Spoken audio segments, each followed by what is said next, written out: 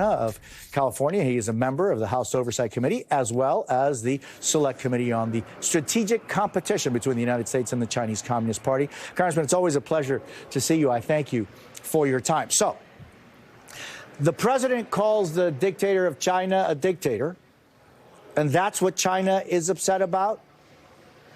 Well, first of all, look, the president made these remarks at a political event in California. China needs to be far less sensitive. We just had Secretary Blinken there, who did an extraordinary job.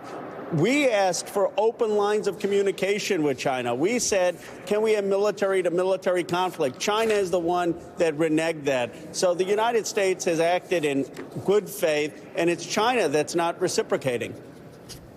So what is, do you think, the cost of this? Well, this president has tried to lower the temperature. We've been very clear. It's unacceptable for China to be building out a spy infrastructure in Cuba or trying to get troops trained about that there. And this president's going to speak out about that and be strong on national security. It's unacceptable for us to have the trade deficit that we have with China. This president's going to speak out clearly about that. The human rights issues in China are unacceptable. This president will speak out about that. But this president also has talked about diplomacy and will continue to do that.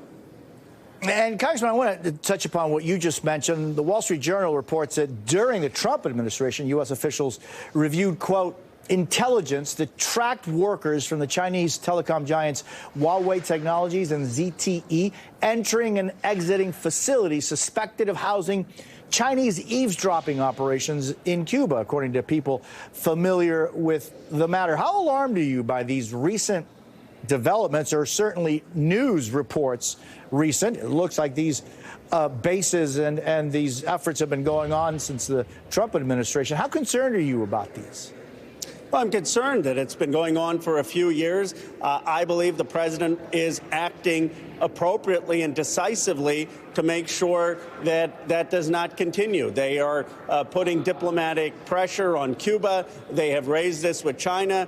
Some of the details, as you understand, they don't want to go into. But the reality is the president inherited this problem and is now trying to address it. And I've been working with members of the Armed Services Committee to raise it to the defense secretary. Congressman, your thoughts on, I mean, is there a line between China having eavesdropping bases or operations in Cuba and then having troops that could be training in Cuba? Do you think that there is a line there or no? So there is. I mean, the troops are unacceptable. China cannot have troops training in Cuba. The president has made that clear. Secretary Blinken has made that clear. That has to be a hard line for the United States, and we will not accept that.